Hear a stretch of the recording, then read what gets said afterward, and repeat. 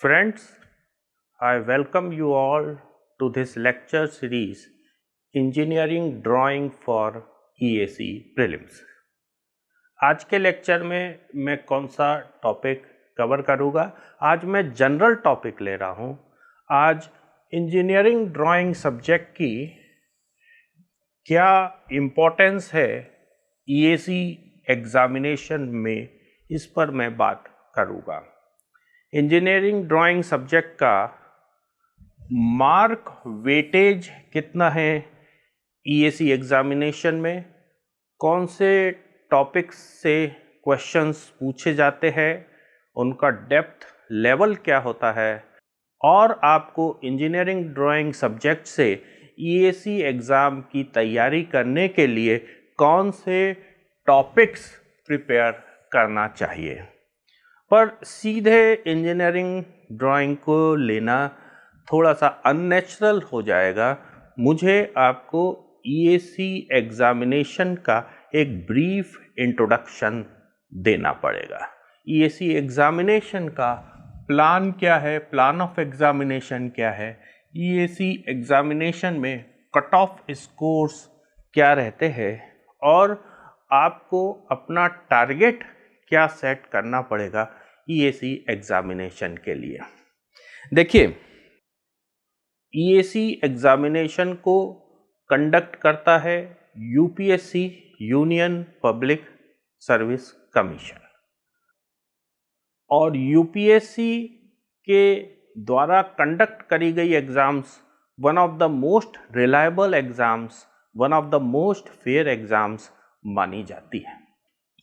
EAC examination qualify करने के बाद आपको सेंट्रल गवर्नमेंट की इंजीनियरिंग जॉब्स मिलेगी, and those jobs are of techno managerial nature.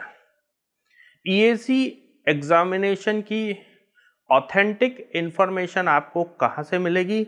EAC examination की ऑथेंटिक इंफॉर्मेशन के लिए आप UPSC की ऑफिशियल वेबसाइट से EAC का नोटिफिकेशन डाउनलोड करिए। ये क्या है? ये फ्रंट पेज है EAC 2023 के ऑफिशियल नोटिफिकेशन का, और ये डाउनलोड करा गया है UPSC की ऑफिशियल वेबसाइट से। UPSC की ऑफिशियल वेबसाइट का नाम क्या है? www.upsc.gov.in। ठीक है, तो आपको करना क्या है? आपको UPSC की ऑफिशियल वेबसाइट से लेटेस्ट EAC एग्जाम EAC 2023 का ऑफिशियल नोटिफिकेशन डाउनलोड करना है। ये करीब 33 पेजेस का नोटिफिकेशन है। इसको आपको लाइन बाय लाइन रीड करना है, वर्ड बाय वर्ड रीड करना है। This is the most authentic source of information about EAC examination. और देखिए, जब एलिजिबिलिटी की बात आती है, जब एज लिमिट की बात आती है, जब कैटेगरी सर्टिफिकेट की बात आती है, जब एज रिलैक्सेशन की बात आती है, तो आपका सोर्स ऑफ इंफॉर्मेशन ऑथेंटिक होना बहुत ज़रूरी है। And this document notification for EAC 2023 exam is downloaded from the official website of UPSC। EAC exam engineering के 4 डिसिप्लिन्स में होती है। Number 1 is civil engineering, number 2 is mechanical engineering, number 3 is electrical engineering, and number 4 is electronics and telecommunication engineering। तो आप में से कुछ students के दिमाग में ये सवाल आ रहा होगा कि सर, मेरी ब्रांच तो कंप्यूटर साइंस है, तो मैं ईएसी एग्जामिनेशन में अपीयर हो सकता हूँ या नहीं? मेरी ब्रांच में तो ईएसी एग्जामिनेशन होता नहीं है। क्या मैं इलेक्ट्रॉनिक्स एंड टेलीकम्युनिकेशन से ईएसी एग्जामिनेशन लिख सकता हूँ, या क्या मैं इलेक्ट्रिकल से ईएसी एग्जामिनेशन लिख सकता हूँ? तो देखिए, इस बात का आंसर आपको नोटिफिकेशन में मिलेगा। आप उस नोटिफिकेशन को अच्छे से रीड करिए, लाइन बाय लाइन रीड करिए, वर्ड बाय वर्ड रीड करिए। You will get answer to this question. कुछ बच्चों को ये सवाल उठ रहा होगा कि सर मेरी एज तो 20 ईयर्स ही है, सर मेरी एज तो 20 ईयर्स ही है, तो क्या मैं ईएसी एग्जामिनेशन दे सकता हूँ या नहीं? What is the age limit for the ESE examination? तो again I repeat that for these informations refer to the official document of UPSC notification for EAC exam. मैं अपने इस लेक्चर का टाइम यूटिलाइज कर रहा हूँ आपको वो इंफॉर्मेशन देने के लिए जो कि मेरे ईएसी ट्रेनिंग के एक्सपीरियंस से निकल कर आई है। तो सबसे पहला सवाल स्टूडेंट्स क्या पूछेंगे? वो पूछेंगे सर इस ईएसी एग्जाम में वैकेंसीज कितनी हैं? तो देखिए, मैं आपके सामने ये कॉलम चार्ट ला रहा हूं जो कि number of vacancies announced at the time of notification और नंबर ऑफ रिकमेंडेड कैंडिडेट्स के बारे में इंफॉर्मेशन दे रहा है। मैं थोड़ा सा बोर्ड से हट रहा हूं जिससे कि आप इस कॉलम चार्ट को अच्छे से स्टडी कर सके। दोस्तों, ये कॉलम चार्ट आपको इंफॉर्मेशन दे रहा है number of vacancies announced at the time of notification और नंबर ऑफ रिकमेंडेड कैंडिडेट्स के बारे में। इसकी जो हॉरिजॉन्टल एक्सिस है that is for the year of EAC exam, okay. और इसकी जो वर्टिकल एक्सिस है that either gives you the number of vacancies announced or it gives you the number of recommended candidates। ठीक है, ये blue वाला column जो है, ये जो ब्लू वाला कॉलम है that gives you information about number of vacancies announced at the time of notification, और ये जो ऑरेंज वाला कॉलम है that gives you information about the number of recommended candidates for appointment by the UPSC Union Public Service Commission। तो ये column chart देख के आप क्या कंक्लूजन निकाल पा रहे हैं? कौन कौन सी बातें आपको समझ आ रही है? देखिए, पहली बात तो ये समझ आ रही है कि EAC 2017 में नंबर ऑफ रिकमेंडेड कैंडिडेट्स कितने हैं? 500। और EAC 2022 में नंबर ऑफ रिकमेंडेड कैंडिडेट्स कितने हैं? 213। मतलब there is a very severe reduction in number of candidates recommended for appointment. What is the main reason behind nearly 60% reduction in vacancies? वो रीजन आपको यहां EAC 2020 में दिखेगा। यदि आप EAC 2020 के डेटा को ऑब्जर्व करें तो नंबर ऑफ वैकेंसीज कितनी है? 495।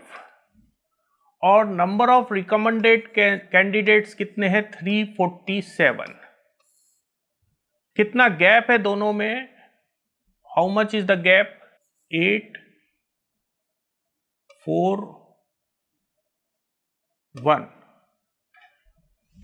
The gap is nearly 148, मतलब eight the time of notification vacancies announce हुई 495, but at the time of final appointment number of candidates recommended was only 347। ऐसा इसलिए हुआ क्योंकि eight the time of notification जो Indian railway की engineering jobs है वो वैकेंसीज में थी, पर जब फाइनल अपॉइंटमेंट की बात आई, नोटिफिकेशन और फाइनल अपॉइंटमेंट में करीब करीब 1 साल 3-4 महीने का टाइम गैप रहता है, तो जब फाइनल अपॉइंटमेंट की बात आई तो इंडियन रेलवे ने अपने इंजीनियरिंग जॉब्स की वैकेंसीज ईएसी एग्जामिनेशन से विथड्रॉ कर ली, and that is why such heavy reduction. और अब इंडियन रेलवे अपने इंजीनियरिंग जॉब्स के लिए अलग से एग्जाम कंडक्ट कर रहा है, तो उसके बाद से ये जो वैकेंसीज है ईएसी एग्जामिनेशन में वो रिड्यूस हो गई।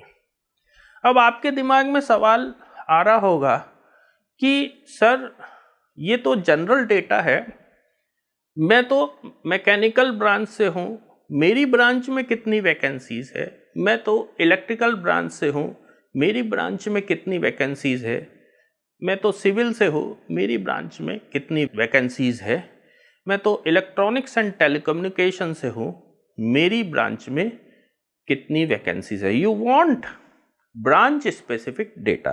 तो देखिए मैं ये कॉलम चार्ट ला रहा हूँ, and this column chart gives you the number of recommended candidates branch wise and year wise. थोड़ा सा मैं इस इंटरैक्टिव टच पैनल के सामने से हट रहा हूं so that you can pause the video and study this column chart. देखिए ये कॉलम चार्ट आपको इंफॉर्मेशन दे रहा है नंबर ऑफ रिकमेंडेड कैंडिडेट्स के बारे में ब्रांच वाइज और ईयर वाइज। इसका जो हॉरिजॉन्टल एक्सिस है that is for the year of EAC exam, और इसका जो वर्टिकल एक्सिस है that is for the number of recommended candidates। ठीक है, ये जो आपको दिख रहा है dark blue column that gives you information about total number of recommended candidates, मतलब चारों ब्रांच से जुड़कर कितने कैंडिडेट्स कमीशन ने रिकमेंड करे फाइनल अपॉइंटमेंट के लिए। ये जो डार्क ग्रीन कलर कॉलम है that gives you information about number of recommended candidates from electronics and telecommunication branch. ये जो येलो कलर का कॉलम है that gives you information about number of recommended candidates from electrical engineering branch। ये जो light blue colour का column है that gives you information about number of recommended candidates from mechanical engineering branch। और ये जो green colour का column है that gives you information about number of recommended candidates from civil engineering branch। ठीक है ना। थोड़ा सा लेटेस्ट एग्जाम के डेटा को अपन गौर से देखते हैं, EAC 2022 के एग्जाम को गौर से देखते हैं तो सबसे ज़्यादा वैकेंसीज कौन सी ब्रांच में है, ये 110, this is green colour is for civil. तो नंबर 1 पे कौन सी ब्रांच है, नंबर 1 पे है सिविल ब्रांच। ठीक है, नंबर 2 पे ये 48 डार्क ग्रीन कलर, ये कौन सी ब्रांच है, electronics and telecommunication engineering. Number 2 पे है electronics and telecommunication engineering. Number 3 पे ये 34, ये कौन सी ब्रांच है, blue colour is for mechanical. Number 3 पे है मैकेनिकल इंजीनियरिंग, और इलेक्ट्रिकल से कितनी पोस्ट है? इलेक्ट्रिकल इंजीनियरिंग से 21 कैंडिडेट्स रिकमेंड हुए अपॉइंटमेंट के लिए। ठीक है, तो ये डेटा है branch wise number of recommended candidates का। अब थोड़ी सी मैं पॉजिटिव बातें भी कर लूँ ईएसी एग्जामिनेशन के बारे में। देखिए, पहली बात ईएसी एग्जामिनेशन के बारे में ये कि अब कंपटीशन रिड्यूस हो गया है। क्यों रिड्यूस हुआ है कंपटीशन? कंपटीशन इसलिए रिड्यूस हुआ है क्योंकि जब 12th के बाद स्टूडेंट्स इंजीनियरिंग में एडमिशन लेते हैं या जब ड्रॉप के बाद स्टूडेंट्स इंजीनियरिंग में एडमिशन लेते हैं तो वो कौन सी ब्रांच में लेते हैं? Majority of students computer branch या कंप्यूटर से मिलती जुलती ब्रांच या कंप्यूटर्स की स्पेशलाइज्ड ब्रांचेस में एडमिशन लेते हैं। Civil engineering, mechanical engineering, electrical engineering, electronics and telecommunication engineering में एडमिशन लेने वाले स्टूडेंट्स की नंबर बहुत कम हो गई है, तो कंपटीशन रिड्यूस हुआ है। ठीक है, दूसरी बात, कंपटीशन क्यों रिड्यूस हुआ है? ये जो हमारे टॉप इंस्टीट्यूशंस है, आईआईटीज है, वहां का जो स्टूडेंट है उसको 3rd ईयर में ही कैंपस प्लेसमेंट के द्वारा जॉब मिल जाती है, तो वो इंजीनियर बनने के बाद सीधे एमएनसी के जॉब में या प्राइवेट कंपनी के जॉब में चला जाता है हाई पैकेज पर, और उसको ईएसी एग्जाम देने का मौका ही नहीं मिलता है। 3-4 साल बाद प्राइवेट की जॉब करने के बाद जब उसे समझ आता है प्राइवेट जॉब और गवर्नमेंट जॉब का डिफरेंस, तब तक वो लेट हो जाता है। तो जो ईएसी एग्जाम है उसको जो क्रीम ब्रेन है वो तो लिख ही नहीं पा रहा है, तो that's why there is less competition. अच्छा, तीसरी बात, जो स्टूडेंट्स है उनका फोकस गेट की तरफ रहता है, और ईएसी एग्जाम का जो general studies and engineering aptitude का पेपर है जो कि डिसिजिव है सिलेक्शन के लिए, वो उस पर स्टूडेंट ध्यान ही नहीं दे पाते। मतलब ईएसी एग्जाम की एक प्लान्ड प्रिपरेशन, स्ट्रेटेजिक प्रिपरेशन बहुत कम स्टूडेंट्स करते हैं, तो इसलिए इसमें जो कंपटीशन लेवल है वो रिड्यूस हुआ है। और फिर यदि आपको जॉब चाहिए तो आपको कितने जॉब चाहिए? आपको एक पोस्ट चाहिए, एक पोस्ट तो इलेक्ट्रिकल ब्रांच में भी है। तो स्टूडेंट्स, दोस्तों, मैंने ईएसी एग्जाम के नेगेटिव पॉइंट्स और ईएसी एग्जाम के पॉजिटिव पॉइंट्स दोनों आपके सामने रख दिए हैं। अब आपको डिसाइड करना है आपको ईएसी एग्जाम की तैयारी करना है या नहीं करना है। सपोज आप डिसाइड करते हैं कि आपको ईएसी एग्जाम की तैयारी करना है, तो आप जानना चाहेंगे कि what is the plan of EAC exam. ये this process chart explains you the plan of EAC exam। मैं थोड़ा सा बोर्ड से हट रहा हूं so that you can pause the video and study this process chart। देखिए, EAC एग्जाम लंबा चलता है, करीब करीब 1 साल तक। उसके बाद कैंडिडेट्स रिकमेंडेड फॉर अपॉइंटमेंट की लिस्ट यूपीएससी जारी करता है। ईएसी एग्जाम 3 स्टेजेस में होता है, स्टेज 1, स्टेज 2 और स्टेज 3।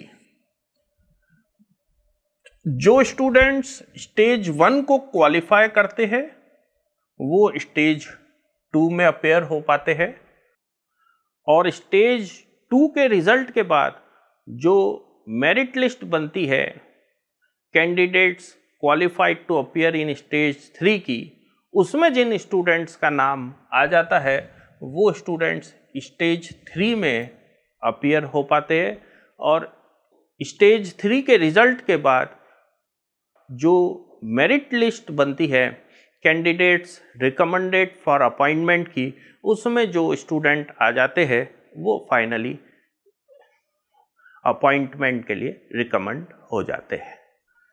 नाम क्या है स्टेज 1 का?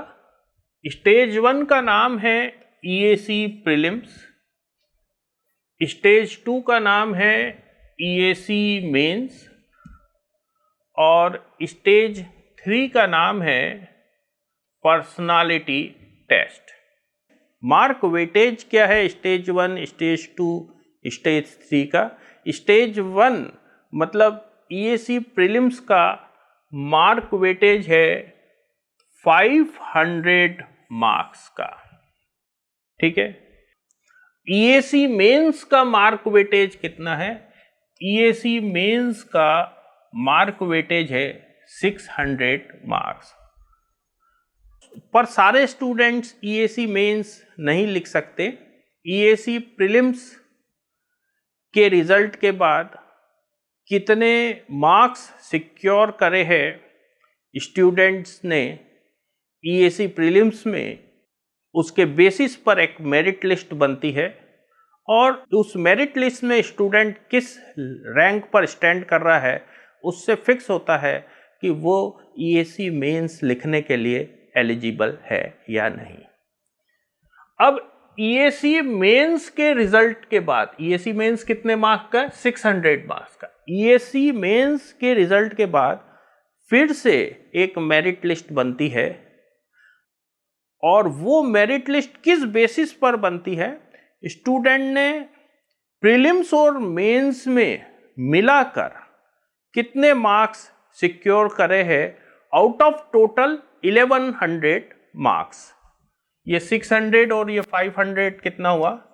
600 plus 500 is 1100 marks. EAC mains के रिजल्ट के बाद एक मेरिट लिस्ट बनती है on the basis of marks scored by student out of total 1100 marks, और उस मेरिट लिस्ट में स्टूडेंट की क्या रैंक है उसके बेसिस पर वो पर्सनालिटी टेस्ट स्टेज 3 के लिए रिकमेंड होता है। जो पर्सनालिटी टेस्ट है वो कितने मार्क्स की है? वो 200 मार्क्स की है, और सारे स्टूडेंट्स की पर्सनालिटी टेस्ट कंप्लीट होने के बाद एक मेरिट लिस्ट बनती है out of total 1300 marks. 500 prelims के, 600 मेंस के, 1100 हो गए, 200 पर्सनालिटी टेस्ट के, टोटल 1300 मार्क्स। टोटल 1300 मार्क्स में से कितने मार्क्स सिक्योर करे स्टूडेंट ने, उसके हिसाब से एक मेरिट लिस्ट बनती है आफ्टर पर्सनालिटी टेस्ट, और उस मेरिट लिस्ट में स्टूडेंट की क्या रैंकिंग है उसके हिसाब से वो रिकमेंड होता है फाइनल अपॉइंटमेंट के लिए या नहीं, ठीक है। प्रीलिम्स, EAC प्रीलिम्स का वेटेज काफ़ी ज़्यादा है। EAC प्रीलिम्स को आप निगलेक्ट नहीं कर सकते। किस स्टेज का कितना वेटेज है EAC एग्ज़ाम में, ये बताने के लिए मैं पाई चार्ट लाया हूँ आपके सामने, and this gives information about mark weightage of EAC prelims, EAC mains and personality test, ठीक है।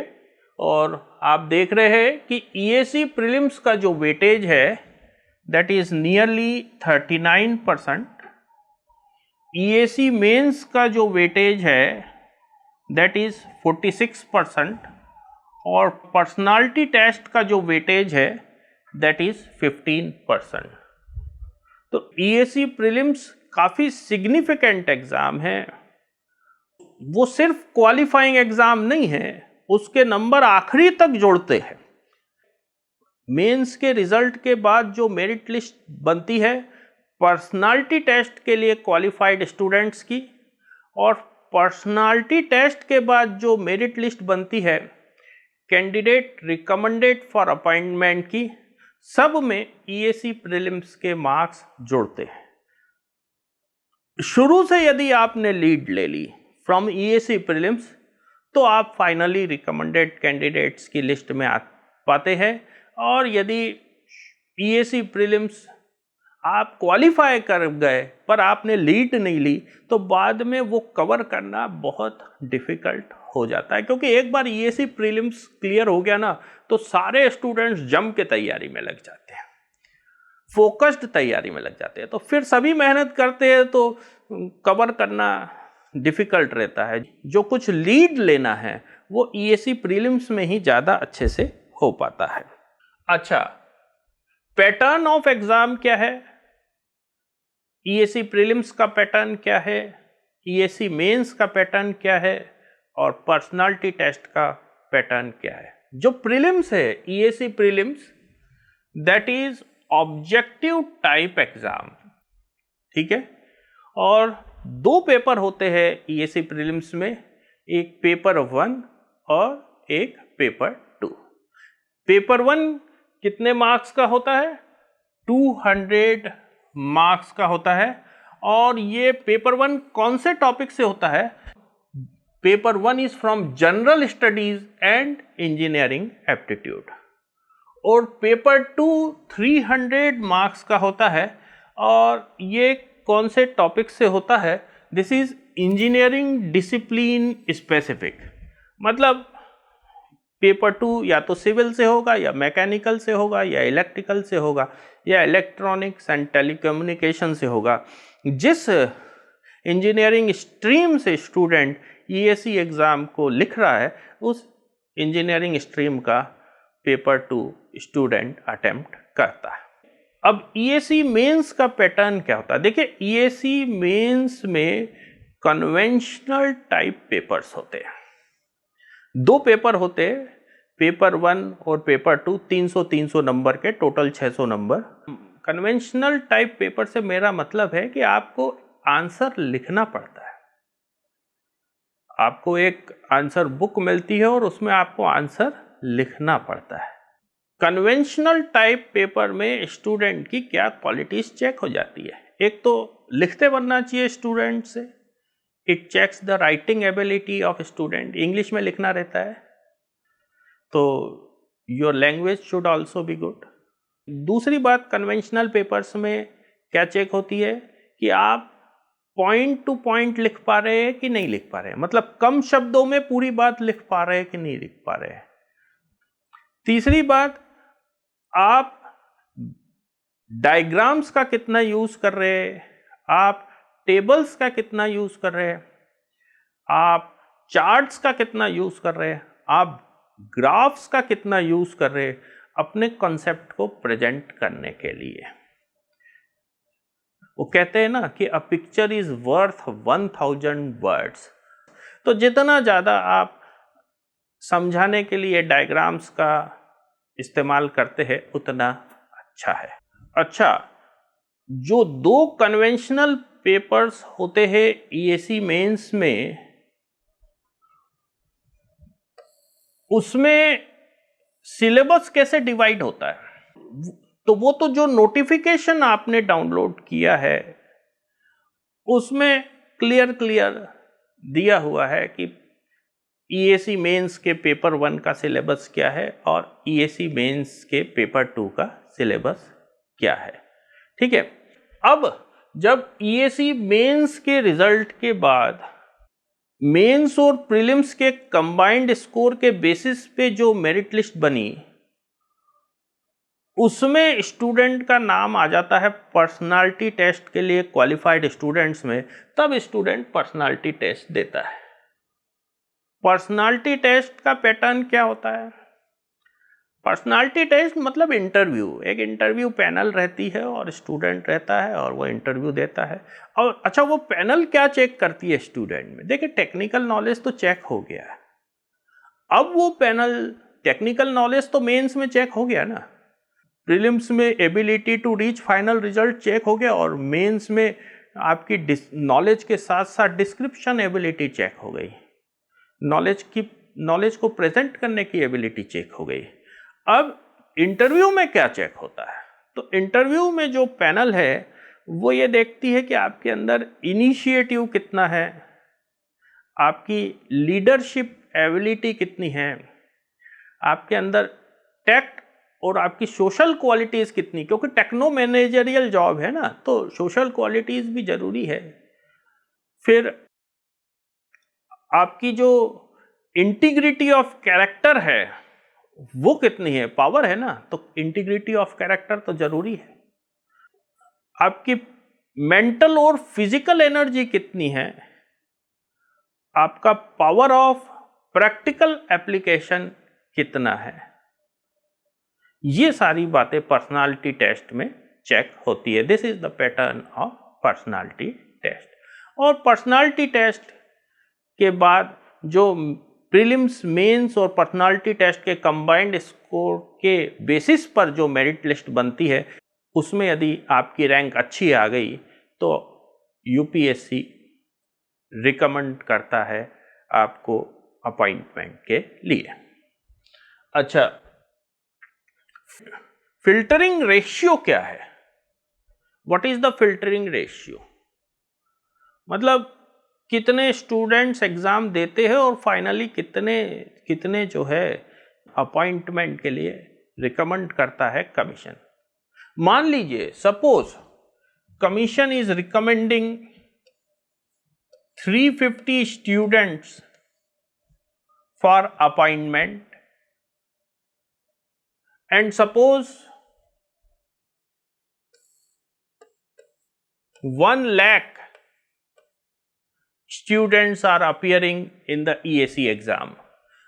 अच्छा, ये दोनों फिगर आर्बिट्रेरी है पर रियल फिगर के आसपास ही है। ये देखिए आप,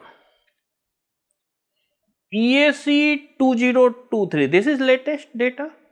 इसमें कितनी वैकेंसीज अनाउंस हुई है? 327 वैकेंसीज अनाउंस हुई है। अभी इसका रिजल्ट नहीं आया है, तो फाइनली रिकमेंडेड कैंडिडेट्स का नंबर हमारे पास नहीं है। हमने कितना लिया है? 350 लिया है। और EAC 2023 एग्जाम कितने स्टूडेंट्स ने लिखा है, तो उसका एक एज्यूम्ड नंबर लिया है। पहले तो ज़्यादा स्टूडेंट्स एग्ज़ाम देते थे, आजकल कम हो गए EAC एग्ज़ाम देने वाले स्टूडेंट्स, तो एक एज्यूम नंबर लिया है 1 लाख के आसपास। एग्जैक्ट डेटा के लिए तो फिर यूपीएससी में RTI लगा के इंफॉर्मेशन निकालनी पड़ेगी, but this 1 lakh is near to the actual number of students appearing in EAC 2023। इससे ज्यादा ही हो सकता, कम नहीं होने वाला। ठीक है, तो अब हम ये डिस्कस करना चाह रहे हैं कि इधर से 1 लाख स्टूडेंट्स एग्जाम के लिए अप्लाई कर रहे हैं और इधर से 350 स्टूडेंट्स फाइनली कमीशन ने रिकमेंड की अपॉइंटमेंट के लिए, तो किस किस स्टेज में किस रेशियो में फिल्टरिंग होती है। देखिए, जो पर्सनालिटी टेस्ट है उसका फिल्टरिंग रेशियो अप्रोक्सीमेटली 1/2 होता है। मतलब क्या कि यदि आपको 350 स्टूडेंट्स चाहिए फाइनल अपॉइंटमेंट के लिए, तो पर्सनालिटी टेस्ट कितने स्टूडेंट्स देंगे? 700 स्टूडेंट्स पर्सनालिटी टेस्ट देंगे। हर 2 स्टूडेंट्स जो पर्सनालिटी टेस्ट देते हैं उसमें से एक का नाम आ जाता है कैंडिडेट रिकमेंडेड फॉर अपॉइंटमेंट की लिस्ट में। अब यदि आपको पर्सनालिटी टेस्ट देने के लिए 700 स्टूडेंट्स चाहिए तो ईएसी मेंस एग्जाम कितने स्टूडेंट्स लिखेंगे? देखिए, ईएसी मेंस एग्जाम का फिल्टरिंग रेशियो होता है अप्रोक्सीमेटली 1/3। मतलब यदि 3 स्टूडेंट्स ईएसी मेंस लिखते हैं तो ईएसी मेंस के रिजल्ट के बाद जो मेरिट लिस्ट बनती है पर्सनालिटी टेस्ट के लिए क्वालिफाइड स्टूडेंट्स की, उसमें एक आ जाएगा। तो यदि आपको 700 स्टूडेंट ईएसी मेंस से चाहिए तो ईएसी मेंस कितने स्टूडेंट्स लिखेंगे? 700 इंटू 3, 2100 स्टूडेंट्स। ठीक है। अच्छा, अब देखिए ईएसी प्रीलिम्स जो है उसका जो फिल्टरिंग रेशियो है वो तो वेरिएबल है, वो डिपेंड करता है इस बात पर कि कितनी पोस्ट है। यदि 350 पोस्ट है तो ईएसी प्रीलिम्स की फिल्टरिंग मेम्ब्रेन से आपको 2100 स्टूडेंट निकालने हैं। अच्छा, ईएसी प्रीलिम्स कितने स्टूडेंट्स लिख रहे हैं वो भी वेरिएबल है। मान लीजिए 1 लाख स्टूडेंट्स ईएसी प्रीलिम्स में अपीयर हो रहे हैं और 2100 स्टूडेंट्स ईएसी प्रीलिम्स क्वालिफाई कर रहे हैं, तो ईएसी प्रीलिम्स का फिल्टरिंग रेशियो कितना हुआ? वो हुआ 2100 डिवाइडेड बाय 1 लाख। 1 लाख मतलब कितने जीरो लगाने पड़ेंगे? 5। ठीक है। और ये कितना हुआ? 1000 डिवाइडेड बाय 1000 डिवाइडेड बाय 21, 47.6 है ना। तो ईएसी प्रीलिम्स का फिल्टरिंग रेशियो क्या आया? फिल्टरिंग रेशियो आया 1/47.6। मतलब out of 48 students who appear in EAC prelims, 1 gets qualified in EAC prelims. Maximum filtering कहां हो रही है बच्चों? इंटरव्यू में 1/2 का रेशियो है, मेंस में 1/3 का रेशियो है, और ईएसी प्रीलिम्स में फिल्टरिंग रेशियो वेरिएबल है। और एक जो फिगर आया है हमारे पास वो 1/47.6 का आया है। तो मैक्सिमम फिल्टरिंग जो है वो ईएसी प्रीलिम्स में हो रही है। यदि आपने ईएसी प्रीलिम्स की तैयारी अच्छे से कर ली, यदि ईएसी प्रीलिम्स से ही आपने मार्क्स में लीड ले ली, तो आपका finally recommended candidates for appointment की लिस्ट में आने के चांसेस बहुत ज़्यादा बढ़ जाते हैं। केवल ईएसी प्रीलिम्स क्वालिफाई करने से काम नहीं बनेगा। यदि आपको कैंडिडेट्स रिकमेंडेड फॉर अपॉइंटमेंट की लिस्ट में आना है तो आपको ईएसी प्रीलिम्स में एक सफिशिएंट लीड लेनी पड़ेगी, जिससे कि बाद की स्टेजेस में आप पर ज़्यादा मार्क सिक्योर करने का प्रेशर नहीं आए। तो what should be the target score in EAC prelims? What should be the target marks in EAC prelims? जो 500 नंबर की EAC प्रीलिम्स एग्जाम है उसमें आपको कितने नंबर लाने का मिनिमम टारगेट रखना चाहिए? This is very important. This is very important. देखिए, टारगेट स्कोर ईएसी प्रीलिम्स का कैलकुलेट करने के लिए मैंने फॉर्मूला डेवलप किया है।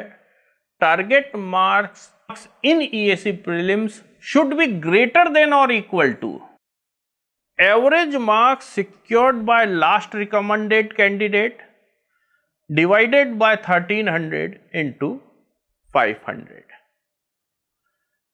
इस फॉर्मूले को यूज करने के लिए हमें ये वैल्यू चाहिए, average marks secured by last recommended candidate after final stage. Okay, तो to calculate the average marks secured by last recommended candidate final stage, I will be using this column chart. ये column chart civil branch के लिए है, general category के लिए है। Civil branch general category के cut off marks की information दे रहा है ये कॉलम चार्ट। थोड़ा सा मैं बोर्ड से हट रहा हूँ so that you can pause the video and study this column chart. देखिए, इस कॉलम चार्ट का जो हॉरिजॉन्टल एक्सिस है that is giving information about the exam stage, prelims, prelims plus mains और prelims plus mains plus personality test. और इस column chart का जो वर्टिकल एक्सिस है that gives you information about the marks. ये जो dark blue colour का column आपको दिख रहा है, इस पे लिखा हुआ है 500, ठीक है। This is the total marks of the exam, okay, dark blue. ये जो डार्क ब्लू कलर का कॉलम है जिसपे कि लिखा हुआ है 1100, this is the total marks of prelims and mains combined. 600 plus 500 is equal to 1100। और ये जो डार्क ब्लू कलर का कॉलम दिख रहा है आपको जिसपे कि लिखा हुआ है 1300, इस कॉलम की हाइट 1300 रिप्रेजेंट कर रही है।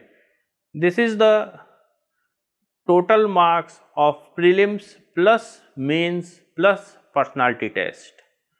500 प्लस 600 प्लस 200, 500 प्रीलिम्स के, 600 मेंस के, 200 पर्सनालिटी टेस्ट के। 6 और 5 11 और 2 1300 मार्क्स, ठीक है।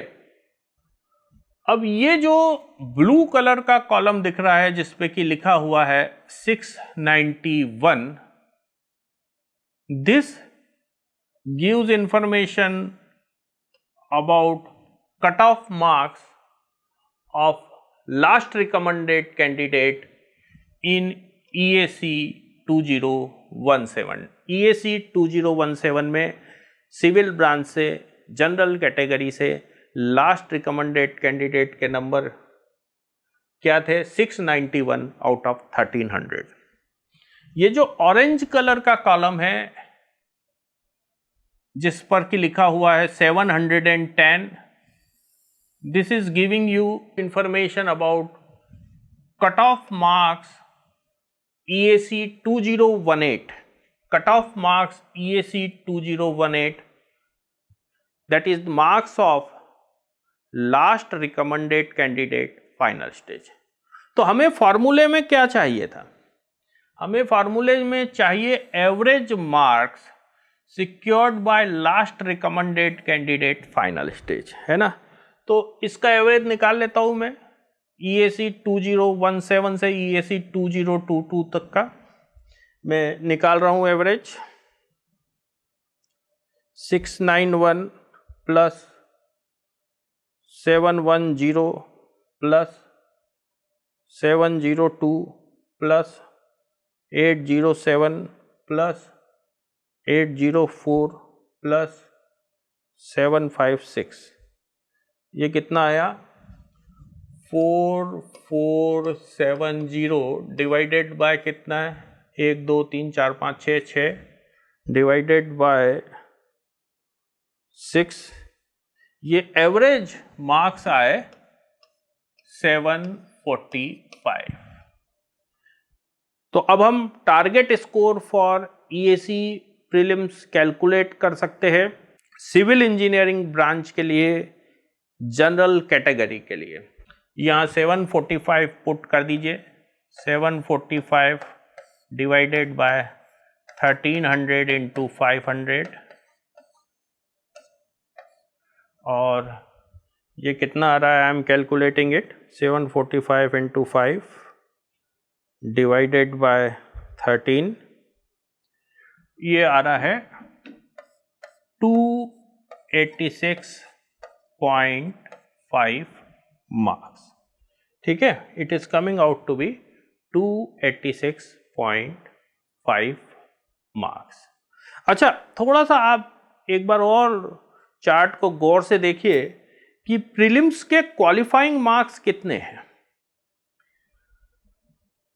ये प्रीलिम्स एग्जाम है, ये 2017 के क्वालिफाइंग मार्क, ये 2018 के क्वालिफाइंग मार्क। तो प्रीलिम्स के एवरेज क्वालिफाइंग मार्क्स कितने आ रहे हैं? 202 plus 207 plus 188 plus 238 plus 249 plus 233, ये आ रहा है 1317। इसको मैं 6 से डिवाइड करूंगा तो I will get average qualifying marks for prelims. It is coming out to be 219.5 और आपने टारगेट स्कोर क्या सेट किया है? 286.5। वो जरूरी है। ये 219.5 से आप finally recommended candidates for appointment की लिस्ट में नहीं आ पाएंगे। देखिए, मैं आपको थोड़ा सा अरिथमेटिक समझाता हूं। पहले ये देख ले कि क्वालिफाई कितने परसेंट पे हो रहा है प्रीलिम्स। 219.5 डिवाइडेड बाय 5, 43.9% पर प्रीलिम्स क्वालिफाई हो रहा है। ठीक है, सपोज कोई स्टूडेंट प्रीलिम्स में 219.5 मार्क्स लाके मेंस के लिए, मेंस एग्जाम लिखने के लिए क्वालिफाई हो गया, तो मेंस में उसको कितने नंबर लाने पड़ेंगे? पहले में मेंस एग्जाम के रिजल्ट के बाद जो मेरिट लिस्ट बनती है on the basis of sum of marks obtained in prelims and mains, उसका एवरेज कट ऑफ मार्क कितना है वो कैलकुलेट कर देता हूं। Average cut off mark of merit list made after mains result on the basis of sum of marks of prelims and mains, ये चीज मैं कैलकुलेट कर रहा हूं। तो ये सब जोड़ के 6 से डिवाइड कर देता हूं।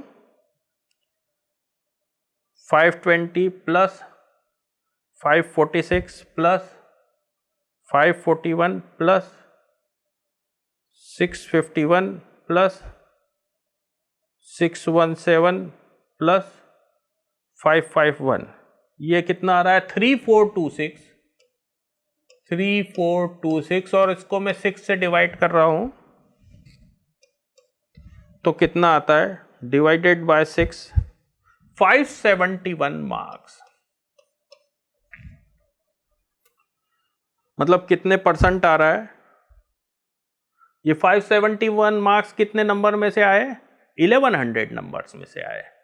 मेंस के रिजल्ट के बाद जो मेरिट लिस्ट बनती है, that merit list is based on marks secured bye student out of total 1100 marks. ये 571 मार्क्स मतलब कितने परसेंट आया?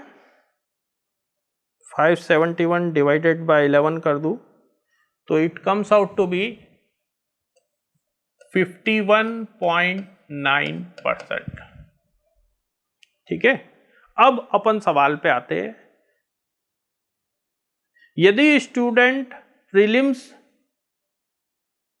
बाउंड्री से क्वालिफाई करके 219.5 मार्क्स लाके मेंस एग्जाम लिखने के लिए एलिजिबल हो जाता है, तो उसको मेंस एग्जाम में कितने नंबर लाने पड़ेंगे जिससे कि वो मेंस एग्जाम को जस्ट क्वालिफाई होके इंटरव्यू देने के लिए एलिजिबल हो जाए? ये 571 माइनस 219.5, ये कितना आ रहा है? 5, 1, 5,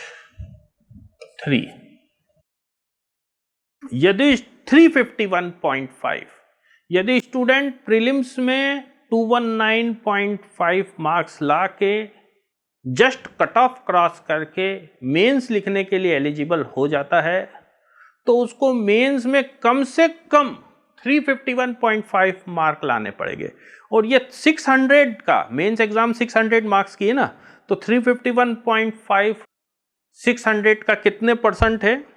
351.5 डिवाइडेड बाय 6, ये आ रहा है 58.33%, है ना।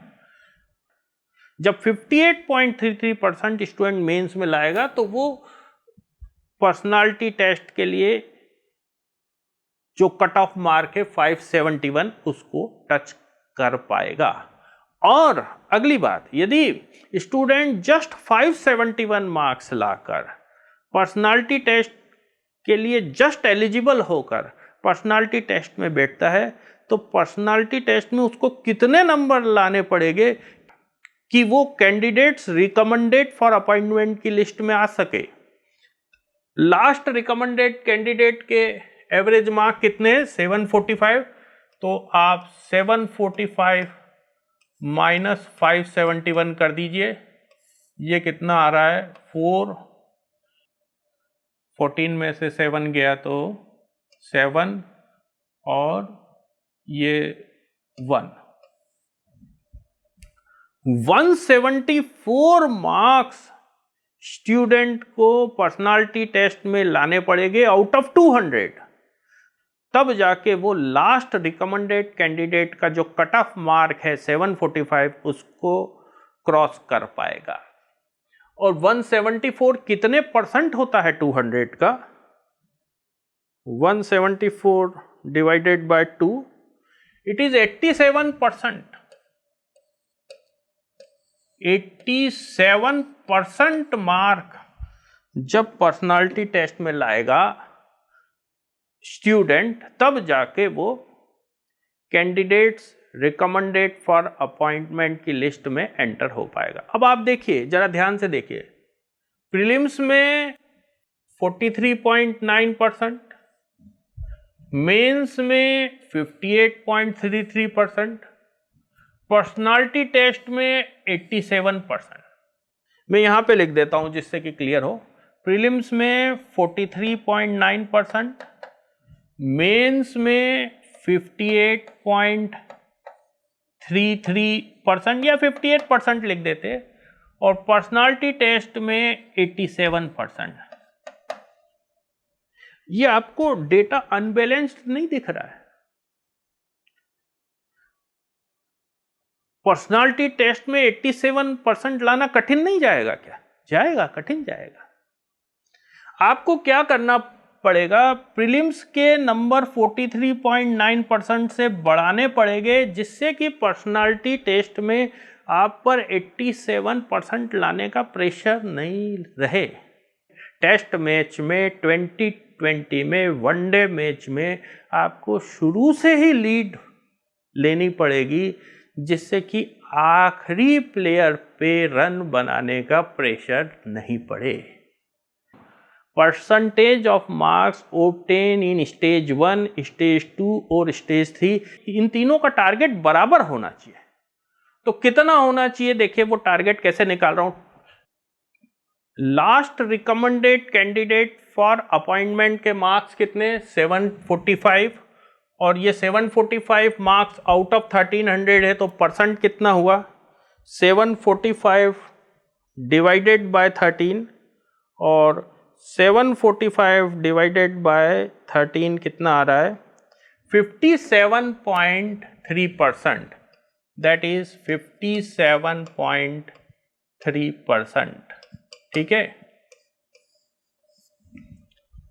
57.3% is the percentage of marks obtained by last recommended candidate।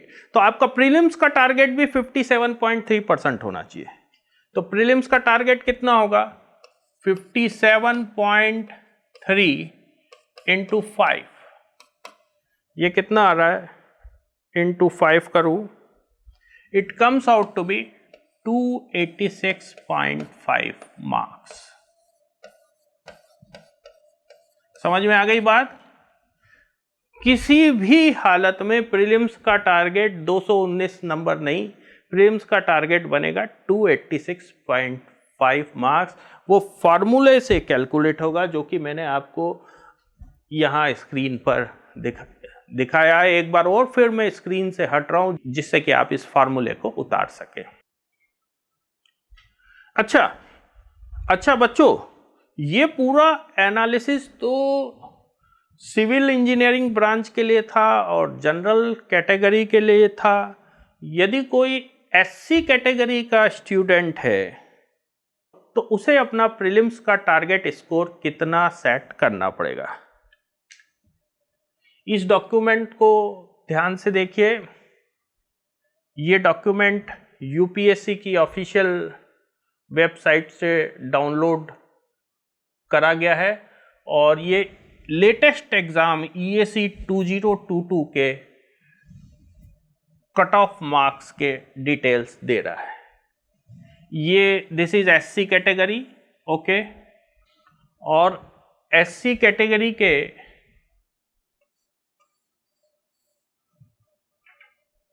Last recommended candidate के मार्क्स कितने हैं, 646, ठीक है ना। तो यदि आपको एससी कैटेगरी के लिए टारगेट सेट करना है, प्रीलिम्स में कितने नंबर लाने हैं, तो फॉर्मूले में आप 745 की जगह 646 पुट कर देंगे, और क्या, 646 इंटू 5 डिवाइडेड बाय 13, और ये वैल्यू कितनी आ रही है, 646 into 5 divided by 13, it is coming out to be 248.46 marks, ठीक है।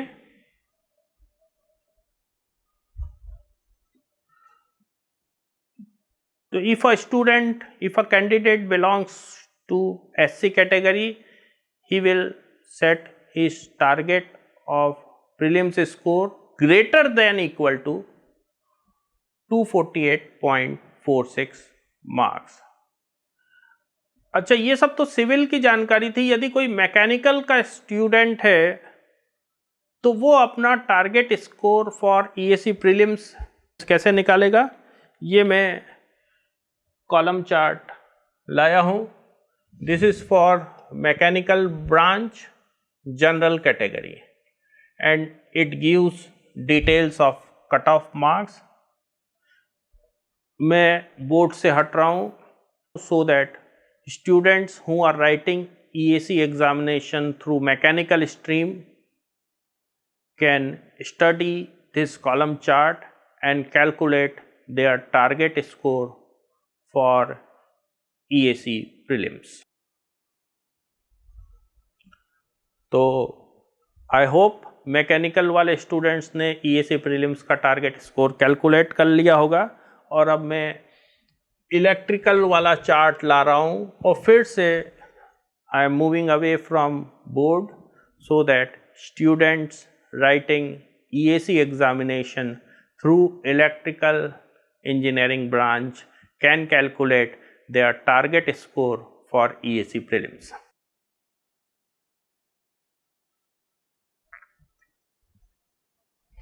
आई होप इलेक्ट्रिकल वाले स्टूडेंट्स ने ईएसी प्रीलिम्स का टारगेट स्कोर कैलकुलेट कर लिया होगा। और now I bring the chart for electronics and telecommunication branch general category and I move away from board so that students writing EAC examination through electronics and telecommunication branch can calculate target score for prelims। ठीक है, I hope electronics telecommunication वाले student ने prelims का target score calculate कर लिया होगा। मैंने इतना सारा समय target score for EAC prelims को दिया, that is because this is the major bottleneck in final selection of student. EAC prelims में एक बार कम नंबर आ गए ना तो फिर बाद में कवर करना बहुत डिफिकल्ट होता है। अच्छा, एक बात छूट गई थी प्लान ऑफ एग्जामिनेशन में, उसको मैं अभी कवर कर रहा हूँ। फिल्टरिंग रेशियो तक बात हुई थी, पर what is the timeline of EAC exam, ये बात कवर करना रह गई थी। टाइमलाइन से मेरा मतलब क्या है? टाइमलाइन से मेरा मतलब ये है कि नोटिफिकेशन कब आता है, ईएसी प्रीलिम्स एग्ज़ाम कब होता है, ईएसी मेंस एग्ज़ाम कब होता है, पर्सनालिटी टेस्ट कब होता है, रिजल्ट कब आता है। और ये टाइमलाइन एक्सप्लेन करने के लिए मैं ईएसी 2022 का एग्जाम्पल ले रहा हूँ। थोड़ा सा मैं बोर्ड से हट रहा हूँ so that you can read the details about timings of different exam written on the board and then I will explain you. देखिए, जो EAC 2022 एग्ज़ाम है उसका सबसे पहले तो नोटिफिकेशन आता है। वो नोटिफिकेशन यूपीएससी डिक्लेयर करता है। और वो नोटिफिकेशन कब आया? वो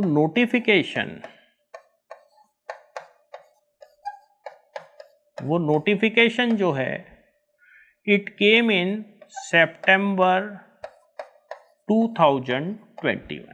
ठीक है, नोटिफिकेशन आया। नोटिफिकेशन के बाद ईएसी प्रीलिम्स एग्जाम कब हुआ? ईएसी प्रीलिम्स एग्जाम 2022 कब हुआ? यहां लिखा हुआ है, देखिए, EAC prelims 2022 exam was conducted on 28th February 2022। मतलब सितंबर में नोटिफिकेशन आया, अक्टूबर, नवंबर, दिसंबर, जनवरी, फरवरी। नोटिफिकेशन के 5 महीने बाद ईएसी प्रीलिम्स का एग्जाम हो जाता है। अच्छा, ईएसी प्रीलिम्स का रिजल्ट कब आया? यहां उसकी डेट भी लिखी हुई है। ईएसी 2022 प्रीलिम्स का रिजल्ट आया 30 मार्च 2022 को। मतलब 20 फरवरी से 20 मार्च और 10 दिन और करीब 40 दिन बाद, प्रीलिम्स की एग्ज़ाम के 40 दिन बाद प्रीलिम्स की एग्ज़ाम का रिजल्ट आ जाता है। अब प्रीलिम्स यदि क्वालिफाई कर गए आप तो आपको मेंस लिखने का मौका मिलता है। ईएसी मेंस एग्ज़ाम कब हुई? ईएसी मेंस 2022 एग्ज़ाम कब हुई? ईएसी मेंस 2022 एग्ज़ाम हुई 26 जून 2022 को। मतलब प्रीलिम्स के कितने समय बाद? 20 फरवरी को प्रीलिम्स हुआ, 20 मार्च, 20 अप्रैल, 20 मई, 20 जून, 4 महीने करीब करीब प्रीलिम्स के 4 महीने बाद मेंस एग्ज़ाम होती है। और मेंस का रिजल्ट कब आया? मेंस का रिजल्ट आया, ईएसी मेंस 2022 का रिजल्ट आया 3 अगस्त 2022 को। तो 26 जून, 26 जुलाई और 3 अगस्त, करीब 40 दिन बाद, अप्रोक्सीमेटली 40 डेज बाद ईएसी मेंस का रिजल्ट आया। ठीक है ना? और ईएसी मेंस के रिजल्ट के बाद फिर पर्सनालिटी टेस्ट। तो पर्सनालिटी टेस्ट लंबी चलती है क्योंकि student by student personality test होती है। पर्सनालिटी टेस्ट चालू हुई अक्टूबर में और करीब करीब दिसंबर, 15 दिसंबर तक पर्सनालिटी टेस्ट चली। जब सारे स्टूडेंट्स की पर्सनालिटी टेस्ट खत्म हो जाती है तो उसके बाद जो फाइनल रिजल्ट डिक्लेयर होता है कैंडिडेट्स रिकमेंडेड फॉर अपॉइंटमेंट का, वो जल्दी डिक्लेयर हो जाता है। कब डिक्लेयर हुआ फाइनल रिजल्ट? 23 दिसंबर 2022 को। 15 दिसंबर के आसपास पर्सनालिटी टेस्ट खत्म हुई और 23 दिसंबर को रिजल्ट, फाइनल रिजल्ट डिक्लेयर हो गया। पर्सनालिटी टेस्ट खत्म होने के एक हफ्ते में फाइनल रिजल्ट डिक्लेयर हो जाता है। This is the timeline of the exam.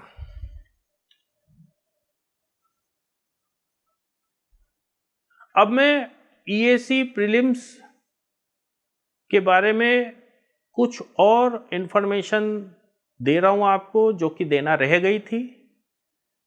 थोड़ा सा मैं बोर्ड से हट रहा हूं so that you can study what is written.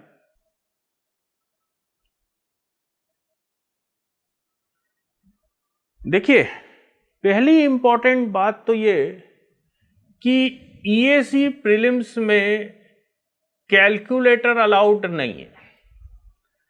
ना तो जनरल स्टडीज इंजीनियरिंग एप्टीट्यूड के पेपर में कैलकुलेटर अलाउड है और ना ही सब्जेक्ट पेपर में कैलकुलेटर अलाउड है। दोनों पेपर्स में कैलकुलेटर अलाउड नहीं है। आपको बगैर कैलकुलेटर के ही ऑब्जेक्टिव क्वेश्चंस के आंसर तक पहुंचने की प्रैक्टिस करनी पड़ेगी। अच्छा, दूसरी बात, ईएसी प्रीलिम्स में नेगेटिव मार्किंग होती है और नेगेटिव मार्किंग का वही रेशियो है जो कि कॉमनली एग्जाम्स में चलता है।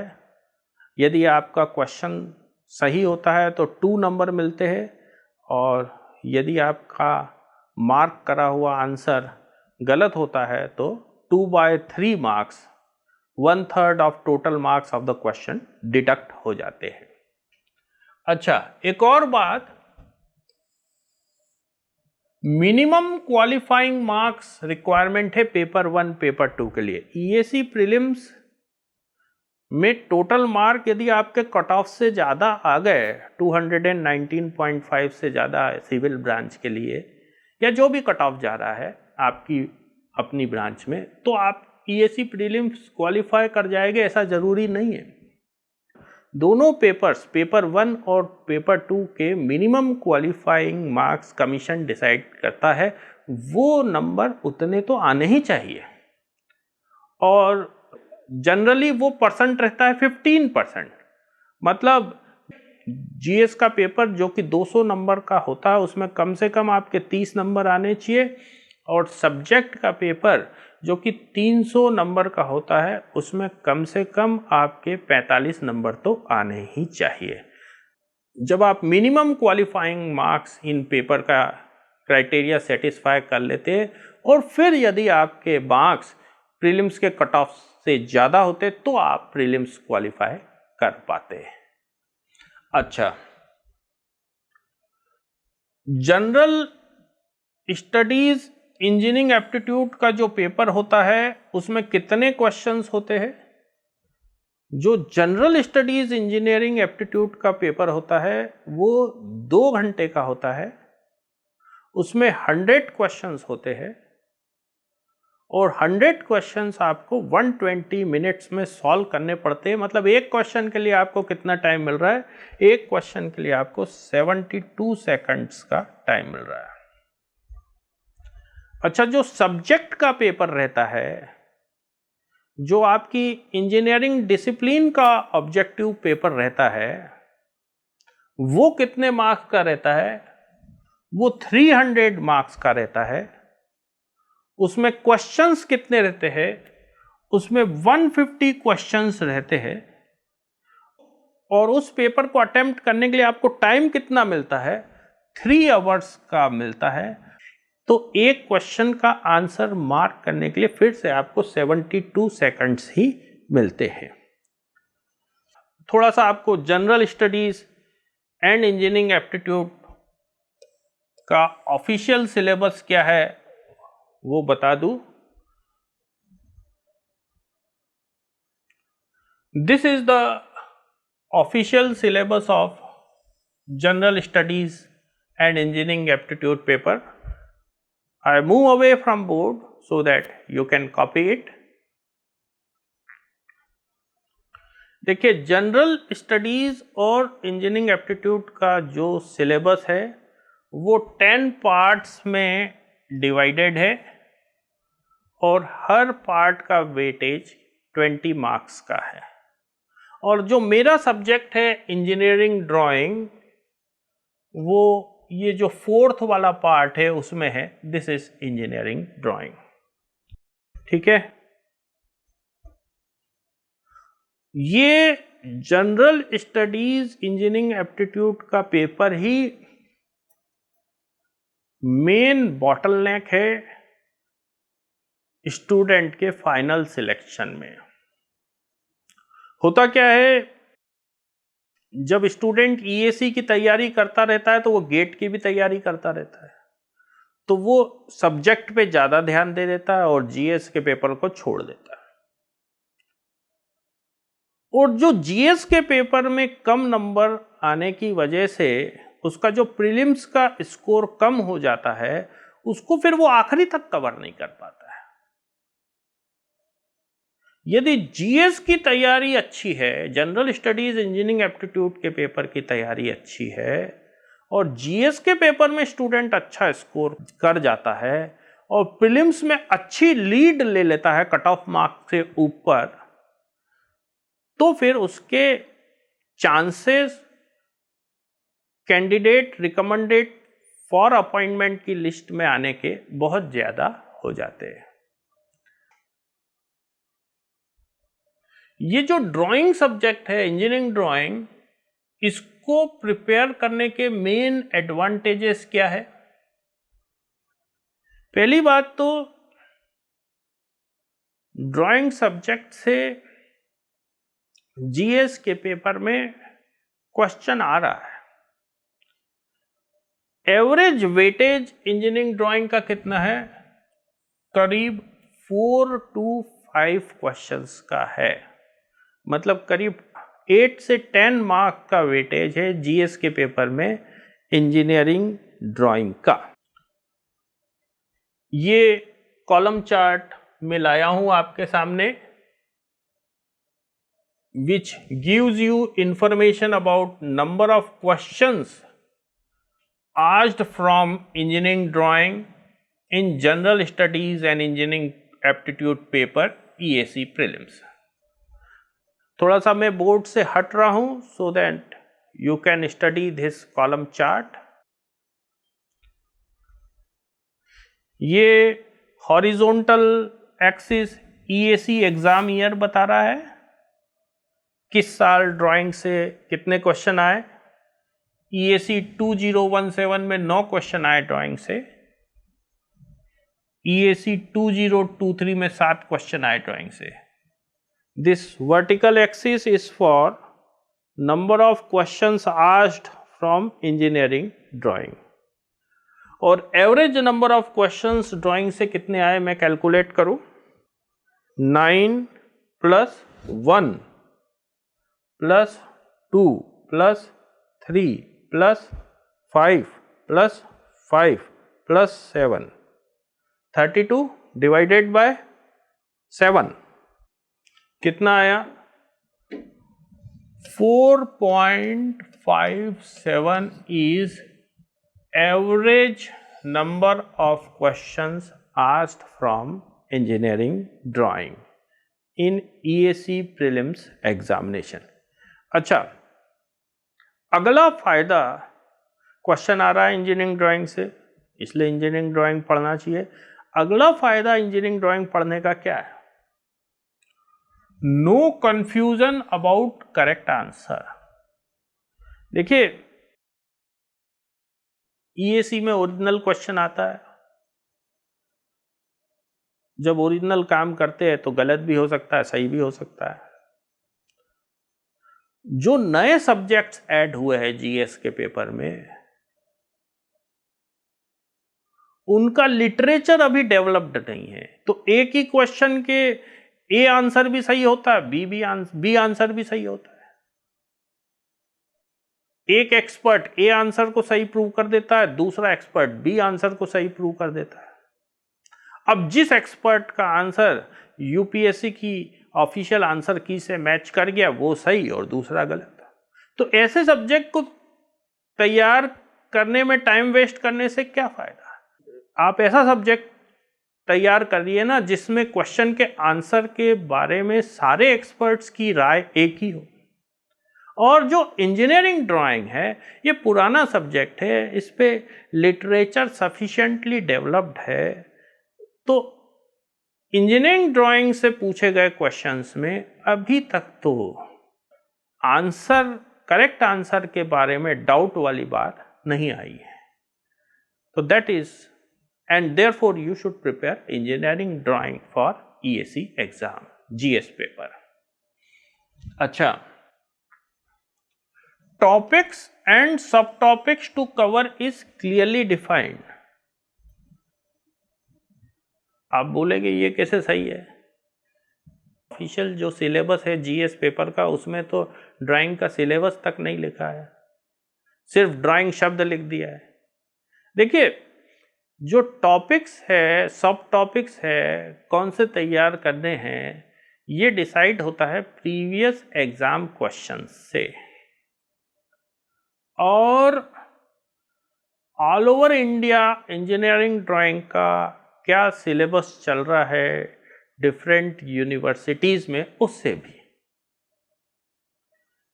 तो अब हमारे पास काफी डेटा हो गया है प्रीवियस एग्जाम क्वेश्चंस का, तो कौन से टॉपिक पढ़ना है, कौन से टॉपिक से कितने क्वेश्चन आ रहे हैं, इसकी हमारे पास सटीक जानकारी है। देखिए इस बार चार्ट को देखिए, ये बार चार्ट है topic wise distribution of questions asked from engineering drawing from EAC 201 to EAC 2023।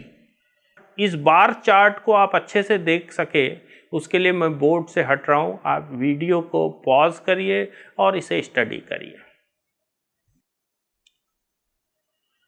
ये बार चार्ट किस टॉपिक से कितने क्वेश्चन आए अभी तक ईएसी एग्जाम में इंजीनियरिंग ड्राइंग सब्जेक्ट से ये इंफॉर्मेशन दे रहा है।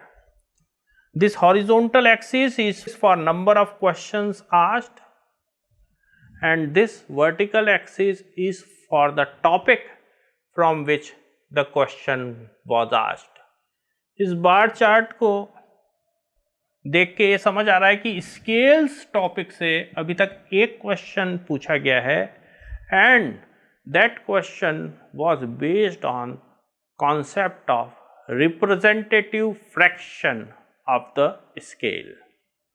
फिर AutoCAD टॉपिक से भी अभी तक एक क्वेश्चन पूछा गया है and that question was based on the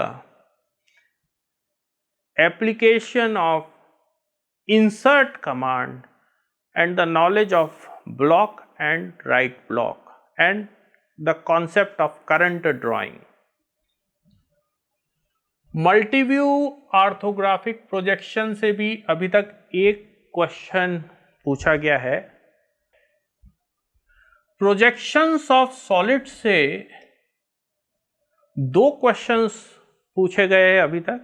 एक क्वेश्चन स्क्वायर पिरामिड से था, स्क्वायर पिरामिड के स्टैटिक इक्विलिब्रियम के कॉन्सेप्ट की जरूरत थी, और दूसरा क्वेश्चन ट्रायंगुलर प्रिज्म से था।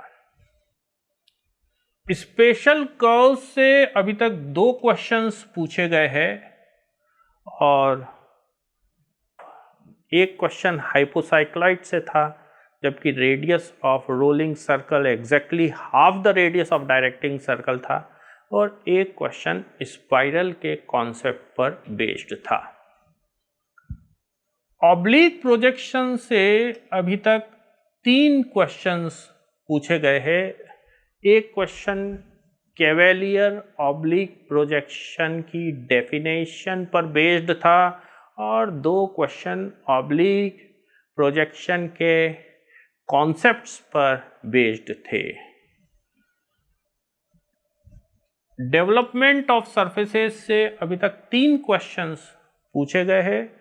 2 क्वेश्चन डेवलपमेंट ऑफ राइट कोन के कॉन्सेप्ट से पूछे गए हैं और 1 क्वेश्चन डेवलपमेंट ऑफ सिलेंडर के कॉन्सेप्ट से पूछा गया है। डेवलपमेंट ऑफ राइट कोन के कॉन्सेप्ट से पूछे गए 1 क्वेश्चन में शॉर्टेस्ट पाथ के कॉन्सेप्ट को चेक करा गया है। सेक्शंस ऑफ सॉलिड्स से अभी तक 3 क्वेश्चंस पूछे गए हैं और उसमें एक बहुत अच्छा एप्लीकेशन ओरिएंटेड क्वेश्चन था। हाउस की फर्स्ट फुटिंग का वॉल्यूम निकालना था। प्रोजेक्शंस ऑफ स्ट्रेट लाइंस से अभी तक 3 क्वेश्चंस पूछे गए हैं।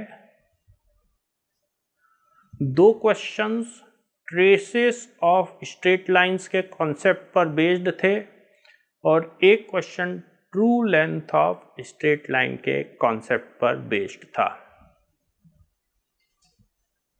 आइसोमेट्रिक प्रोजेक्शन से अभी तक 4 क्वेश्चंस पूछे गए हैं।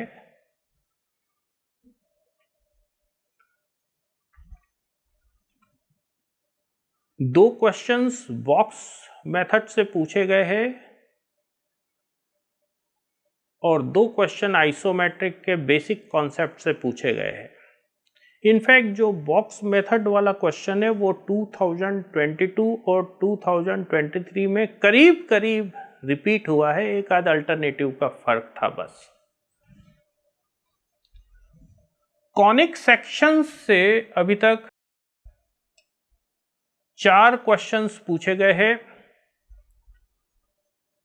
एक तो कॉनिक सेक्शन की बेसिक डेफिनेशन पे था, 2 क्वेश्चंस रेक्टेंगुलर हाइपरबोला के कॉन्सेप्ट पे बेस्ड थे और 1 क्वेश्चन पैराबोला के कॉन्सेप्ट पर बेस्ड था।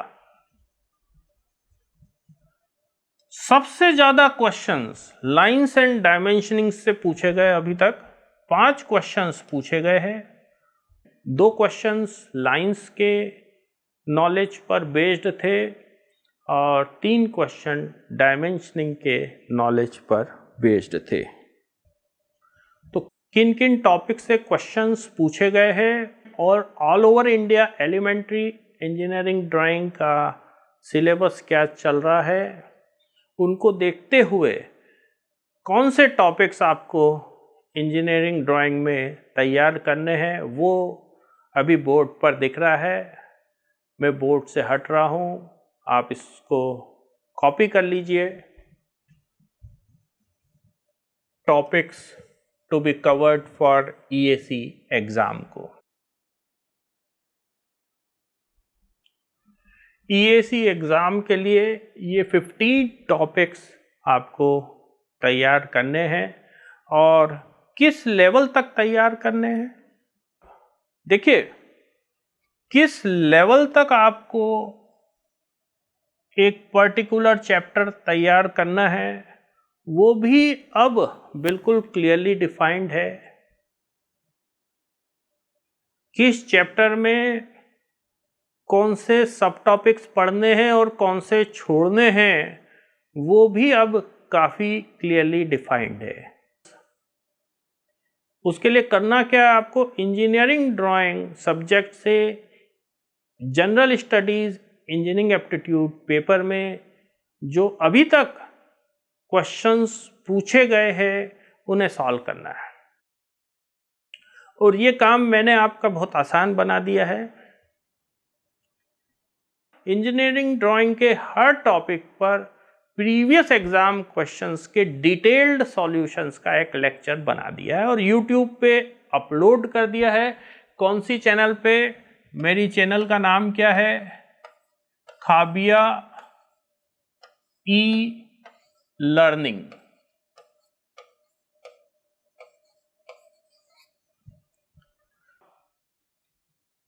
कोई भी टॉपिक जब आप तैयार करना चालू करते हैं, सपोज स्केल्स तैयार करना चालू करते हैं, तो सबसे पहले detailed solution to previous exam question scales वाला लेक्चर आप खाविया ई लर्निंग चैनल से देख लीजिए। ये detailed solutions of previous exam question की वीडियो देखने के बाद जो फ़ायदा होगा आपको वो ये कि आपकी स्टडीज़ सिलेक्टिव हो जाएगी, फोकस हो जाएगी, आपका टाइम बेवजह ज़्यादा डेप्थ तक पढ़ने में वेस्ट नहीं होगा, बस एग्ज़ाम की डेप्थ तक ही आप पढ़ेंगे। आपका टाइम बेवजह एक्स्ट्रा सब टॉपिक्स को मास्टर करने में वेस्ट नहीं होगा, आप सिर्फ एग्ज़ाम रेलेवेंट सब टॉपिक्स ही पढ़ेंगे। Students, I hope you liked this lecture and you found this lecture useful in your preparation for EAC examination. Please share this lecture with your friends so that they also get benefited. Thank you. Thank you very much.